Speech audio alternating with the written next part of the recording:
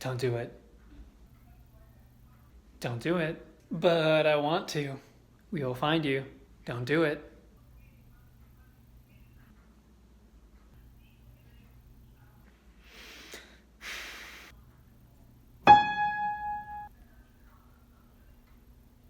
Don't do it. Oh well. Don't, I'm serious.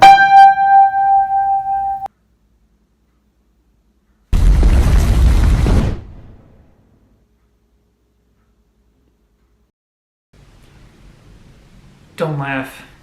You know what, I actually hate my life more that I'm dressed up like this with the makeup. So maybe I actually am embodying the emo spirit. Mission failed.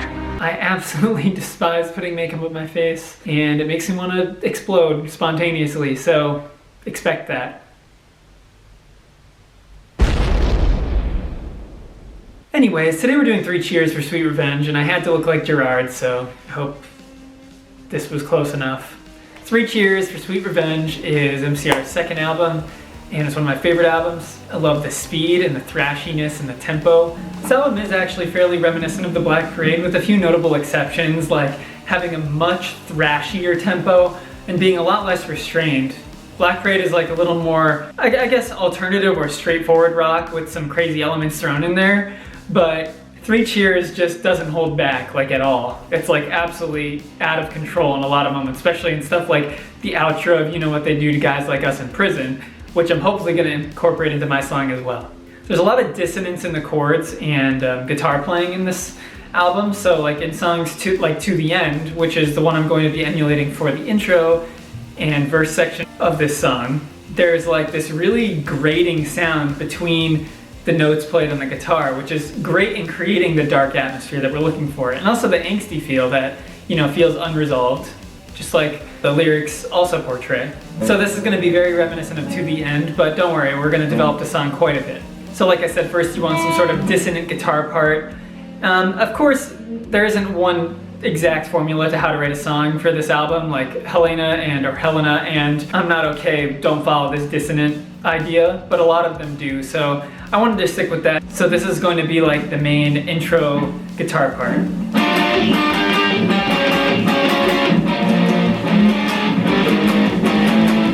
There's actually 5 chords that are played there. It's going to be a D minor, and then a D minor diminished, and then go down to an A sharp, and then an A flat, and to an A. So you see how it kind of sounds unsettled and thrashy and highly energetic. That's exactly what we're going for. It is a bit slower than some of the songs on the album, but I wanted to kind of put something a little bit in the middle that combined different elements. So you'll see me jumping around from part to part. Something else that I noticed on this album is that it doesn't follow the typical structure of what you would expect verses and choruses to be, where sometimes they actually have verses that are just as heavy or energetic as the choruses. So for example, you could take Thanks for the Venom, where in the verses is actually just as insane as the choruses. So I'm going to try to keep that going in ours, at least for the first verse, and the second verse will break it down a little bit, but I'm going to have the guitar be playing along with the bass part to make sure the song still sounds heavy even in the verses.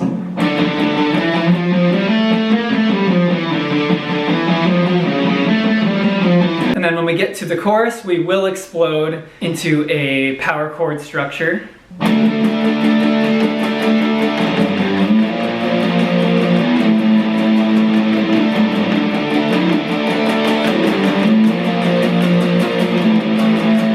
Now that we have our verse and our chorus done, we will be adding a bridge that's going to switch tempo and switch the beat up a little bit, just like in You Know What They Do to Guys Like Us in Prison. But I'm going to have it kind of go in the reverse way, where rather, instead of going from a swing feel to a straight rock sound, I'm going to go from the straight rock sound of this song to the swing feel and then back to the regular song. So we can get a little bit of that, you know, strangeness in there. And that part's going to go like this.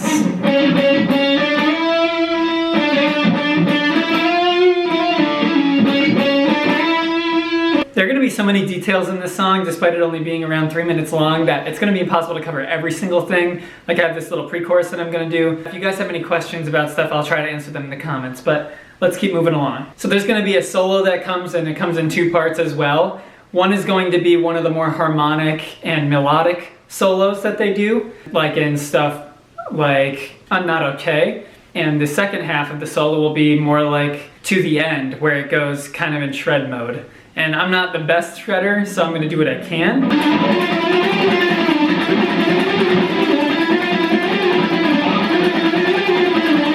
But for the very end of the song, I'm going to add like an explosive guitar part, just like in You Know What They Do to Guys Like Us in Prison, where it goes.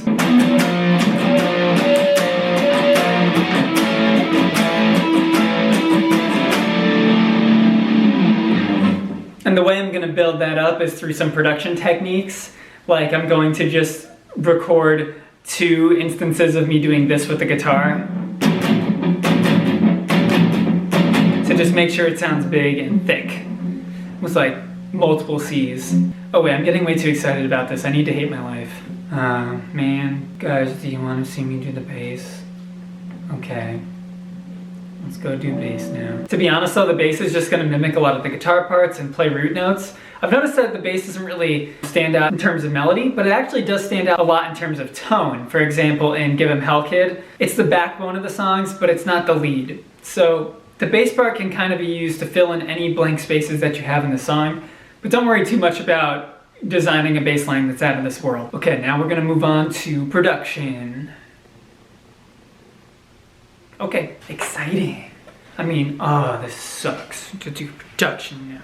Whoa, look at the production value, guys. We're improving. So something I wanted to make sure I added was some weird vocal stuff, because you hear this a lot throughout many of their albums, not just Three Cheers, but I think a lot in Three Cheers as well, is like some whispering and some giggling and stuff like that in the background. So in this blue track here, I added a super reverbed and delayed whispering track where I'm going to whisper a lot of different things throughout the song, either to accent certain lines that I'm saying or to just like start off and end the song. So when the song starts and ends, it's going to say "Don't Tell" or "Don't Tell Him." I'm not sure yet. It's going to be quiet, but so there's a lot of whispering throughout the song. And I want to see if you guys can notice what it's saying. You probably can't because it's pretty quiet, but I could write down the lyrics for you guys. I don't know if I will. Maybe people will ask. Let me know. And then after it gets to the second run through, the drums are going to come in with it.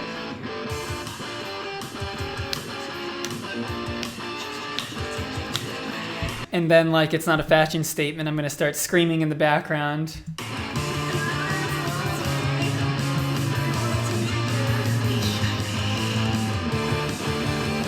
And then here's a little bit of that pre-chorus that I was talking about, that it's hopefully calling back to songs like Ghost of You, where it gets a little more ethereal, at least on the guitar, but the drums are going to still continue doing their crazy spazzy stuff.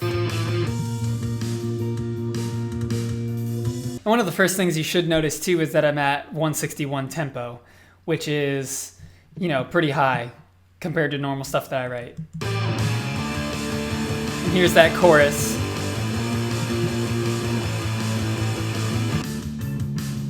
That like punchy guitar that I picked for that section was reminiscent of You Know What They Do to Guys Like Us in Prison's intro. As you can see, the tempo here actually jumps up to 183 because technically this is faster.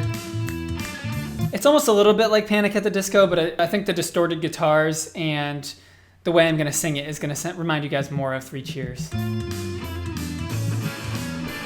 They pack so much information in Three Cheers songs. Like it'll go from, 6 different beats within like 30-second sections. So I tried to keep things active in the song. That's why, despite it being like a 3-minute song, it's one of the most complicated ones I've written yet, I think. And then here's that exciting outro that I was talking about. Let's solo the guitars here so we can see exactly what I did.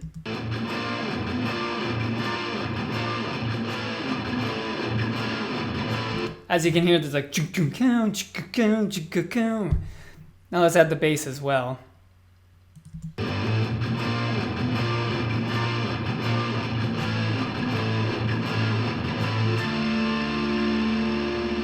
think that sounds pretty cool, so I hope you guys enjoy it. Now let's finish up with some vocals. I feel like that's just so fun to listen to even without the drums.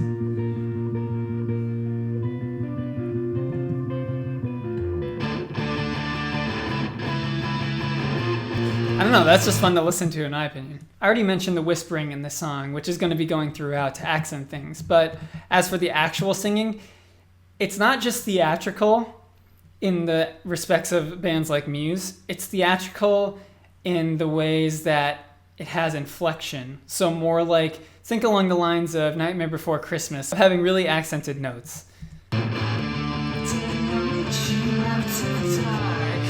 So you see here, I say, I'll meet you after dark, right? Typical line. And if I sang it normally, I'd be, na-na-na-na-na, meet you after dark.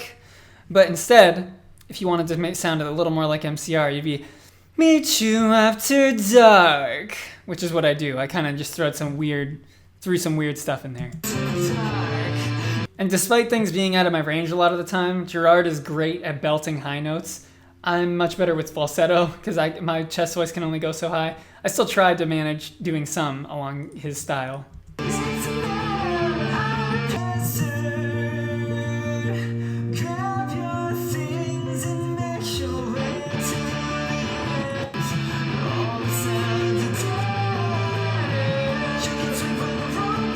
A lot of their vocal lines as well are very fast.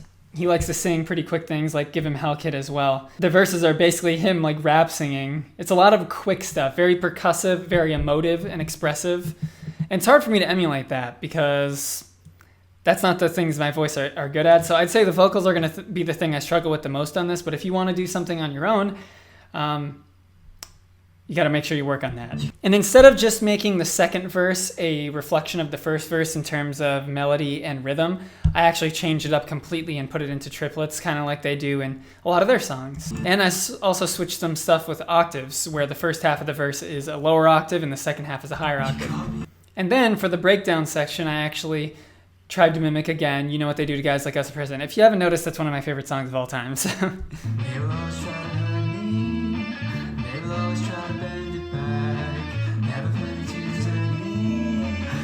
If you notice this, I actually have some laughing in the background.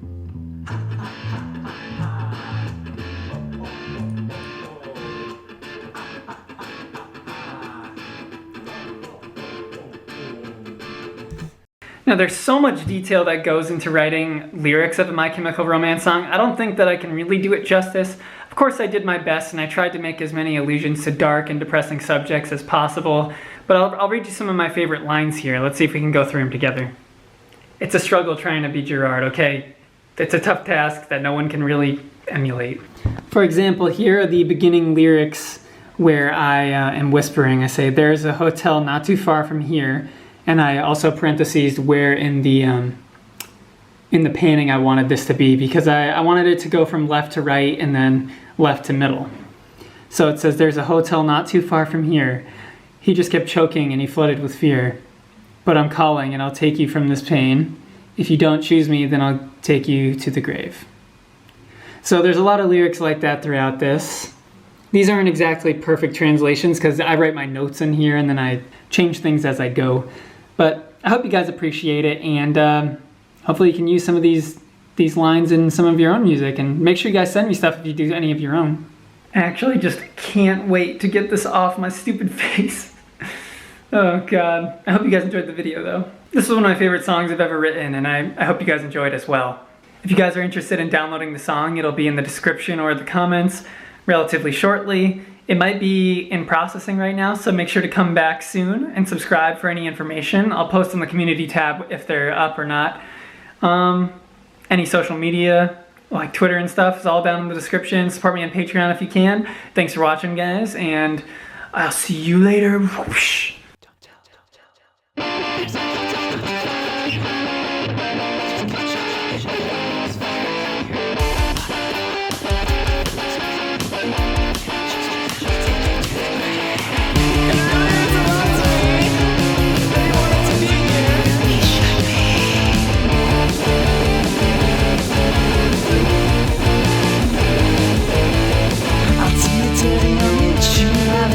Dark, even though